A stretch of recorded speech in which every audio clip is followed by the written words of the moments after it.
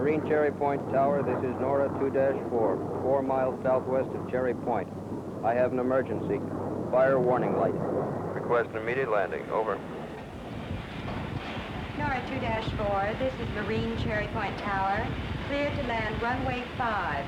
Wind 060 degrees at 8 knots. All aircraft, this is Marine Cherry Point Tower. Taxi clear of runway and center mat immediately. Crash crew standby. F4B, straight in approach and landing runway 5. Has fire warning light.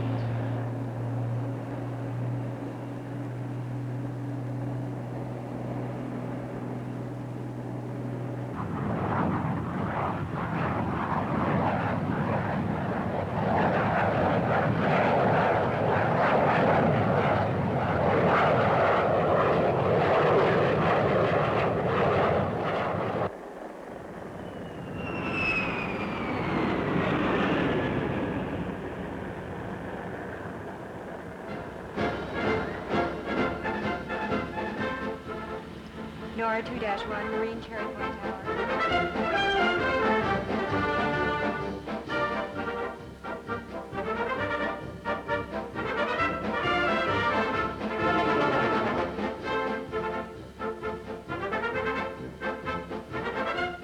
Whether she brings a combat pilot safely back to Earth or helps him learn the ropes in a new high-performance jet, today's woman Marine has a big job to do, an important job.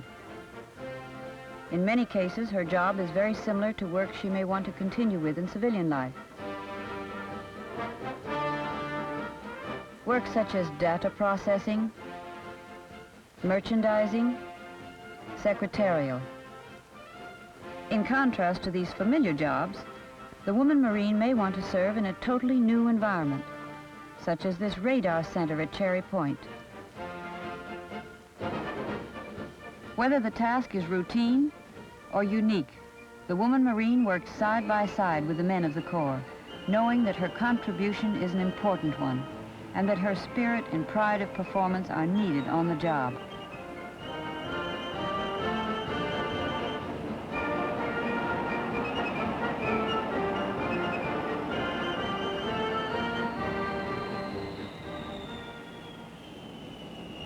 What does it take to put you in this picture? To make you a part of an organization as modern as tomorrow and as important as today's headlines? Take air traffic controller Betty Davison, for example. Let's wind the clock back. Like many high school graduates, Betty had no specific plans, but she did have one advantage. She already had the incentive to learn and the willingness to accept responsibility. These assets would serve her well in whatever field she entered. However, selecting the field, that was another story. Betty discovered many opportunities awaiting an intelligent high school graduate, but making the right choice was easier said than done. Many factors had to be considered, and she didn't want to rush into anything before weighing all the facts. After taking a long, hard look at many of the available jobs, Betty found that they didn't seem to, well, fit the bill. As Betty herself put it, she felt a desire to give her talents to a cause that was important. She wanted a job with meaning, a job that she could take satisfaction in doing well.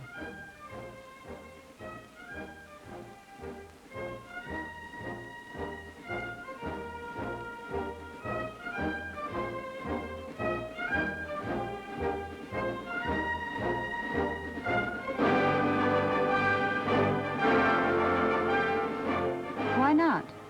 It certainly won't hurt to ask a few questions.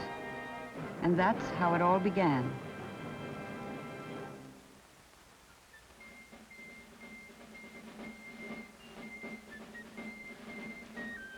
Of course, Betty's decision to join the Marine Corps wasn't made as quickly as that.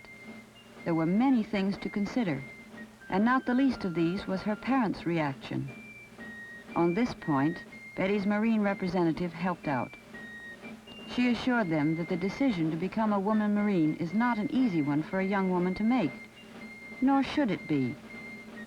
Unlike young men, there is no military obligation on her part. She is a volunteer.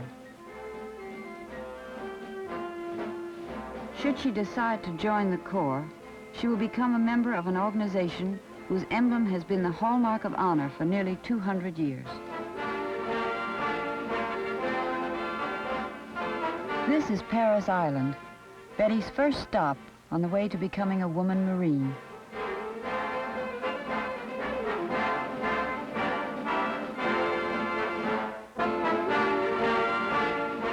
Here she will acquire the basic training, the discipline, the sense of pride that have traditionally earned Marines' respect wherever they have served.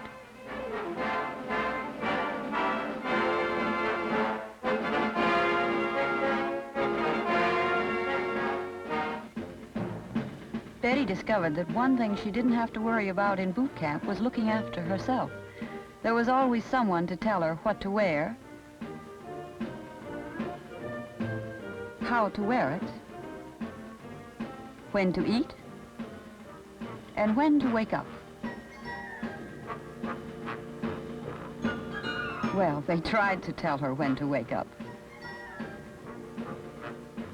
One thing made her mad. She had always prided herself on the way she could make up a bed. But the United States Marine Corps had other ideas. Betty soon learned that in arguments like this, the Marine Corps usually won out. When Betty discovered that hairstyling could be just as feminine in boot camp as it was on the outside, she and the Corps resolved their differences. Physical fitness is not an exclusive province of the men. When the Marine Corps talks about a sound mind in a sound body, they are referring to men and women. At Parris Island, not all of the workouts are done on the drill field.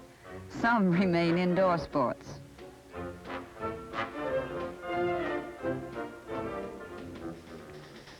Every woman who leaves Parris Island takes with her a solid foundation in efficient office administration. Routines mastered here serve them well wherever they go in the Corps, and later in civilian life as well.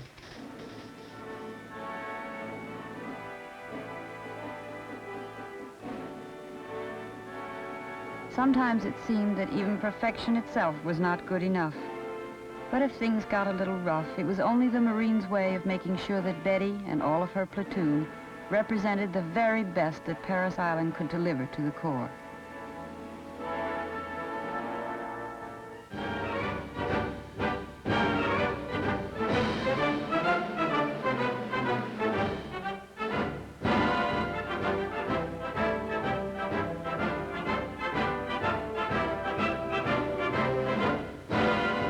And then one day it came to pass. They were Marines.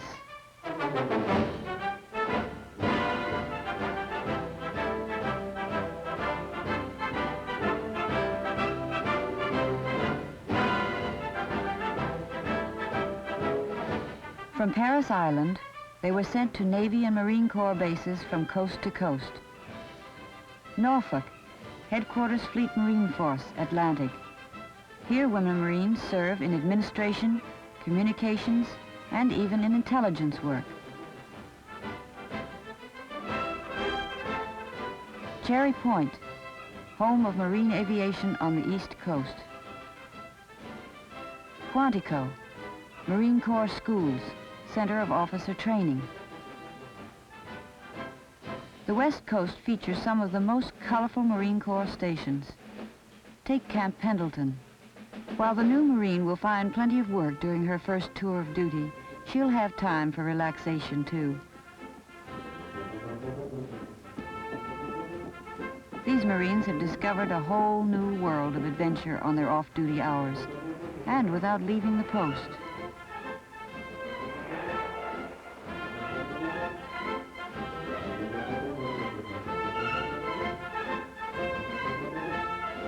Some were sent to the nation's capital, where they served in many varied areas, often finding themselves on the office staff of the top military commands. Parris Island graduates who qualified for advanced training were sent to formal schools.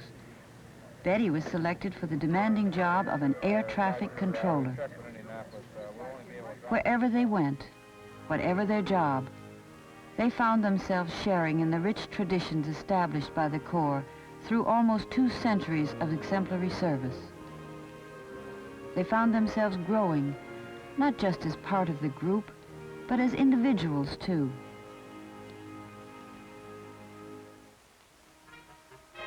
The Marine Corps sets a high value upon initiative and progress. Betty, like many of her contemporaries, found that she could go as far as her incentive would take her. Her salary, in addition to living expenses and uniforms, enables the woman Marine to treat herself to a good old-fashioned spending spree, and even have some left over for a rainy day. While extra money and a smart wardrobe are good for a woman's sense of well-being, the woman Marine finds herself making a far more important investment. Through her daily work and acceptance of responsibility, she invests in her own character. Being responsible for getting pilots' weather information accurately and on time is just one way she proves her worth, not just to the Marine Corps, but to herself as well.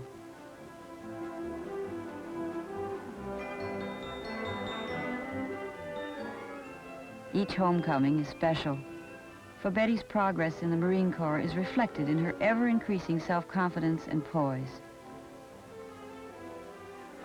Betty never realized how much she had grown until some old high school friends dropped over. In them, she saw herself a few years ago, and it didn't seem possible. Travel, all over the United States and many parts of the world. Not only are women Marines stationed overseas, but they may take advantage of space-available air transportation, or HOPS, during their 30 days paid vacation. Some of the most rewarding benefits in the life of a woman Marine are the close friendships which always evolve when men and women work together for a common purpose.